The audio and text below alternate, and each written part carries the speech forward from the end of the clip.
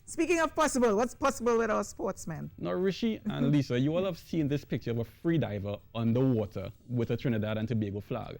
Well, I actually thought that was Photoshop. No, it's not. It's an actual picture that was taken underwater. I thought it was Photoshop. I didn't even realize it was underwater. Yeah, Now that you say it, yeah. wow. So, amazing. Yeah, I managed to track down the person behind this suit. Her name is Shivani Goberdhan, and she entered the World Freediving Competition in Honduras. Now, let's take a look at the interview I had with her and hear her side of things. Shivani, thanks again for joining us. Tell us about your introduction and your involvement in freediving. So I started off scuba diving. I lived in Toronto, growing up, and as soon as I finished my schooling, I wanted to go somewhere where I could start scuba diving. That was my main focus, get a job in a place where I can be on the water. So I started off doing that in Miami, and then when I moved to Hawaii, I started surfing and paddling competitively, and I was advancing my scuba. I'm rescue level right now. And just being in the water constantly, I kept on hearing this free diving. People would take their snorkels out of their mouths and go down up to 30 feet, and there's a lot of swim throughs and coral reef to see over there. So that's a pretty common thing for people to do. And about last year, I decided, I'm very passionate about the water. I'm very passionate about the sports that I'm doing, and why not just take some time and just really explore what this thing really is. So Tell me about the competition aspect of it, getting involved in the competition aspect of it. Were you at first scared at all getting involved in something like this? Yeah, I'm scared every day. That's why I need hours to prepare beforehand, because the number one thing in freediving is to relax. And it's almost, everyone learns differently. There's some people who train for years and years and years before entering a competition, but somebody who is used to competition like me, for myself personally, I view competing as skill building. I'm competing with my own self. I have this amazing community around me to learn from. We're all training together. I've picked up so many new skills and new tricks, and just getting used to using a nose clip and no mask to dive down, use no fins to dive down to these depths. And it's been a really, really great experience learning while training for an actual competition. How we came to recognize you was that famous pic with you underwater. Yes. You are the person behind that pic with the flag underwater. Tell us how did that picture come about? I really love that this photo has so much more to it than just being a photo. So I was saying that something huge about freediving is the community that you get that comes along with it. But that photo is really owed to my Trinidad and Tobago community back in Hawaii.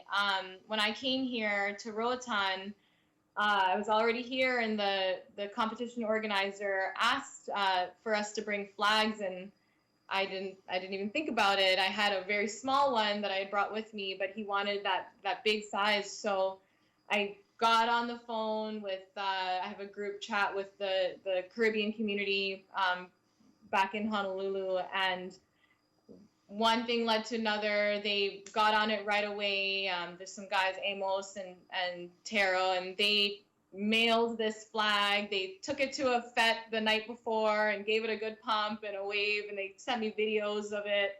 And then they sent it to one of my friends who was also coming here for the competition, and then he brought it for me. So that flag went on a little journey of its own before actually reaching to me. And then the photographer himself, Alex St. John, is incredible. He's the photographer for the whole competition.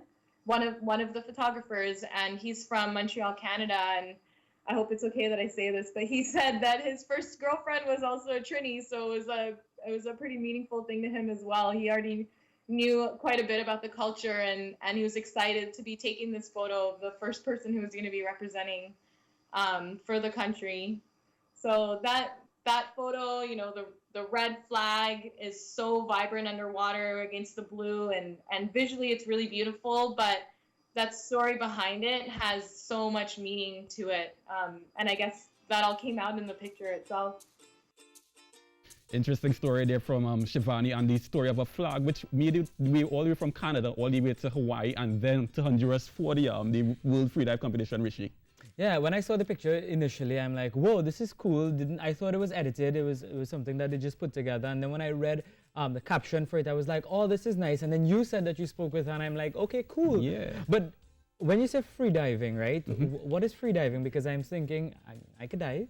Or Free diving is basically going to depths without the aid of a breathing apparatus. So she dove to 38 meters without the aid of any breathing apparatus. So I mean, that's 124 feet by itself. That is so amazing for a young woman to go so deep, or for anyone in particular going underwater.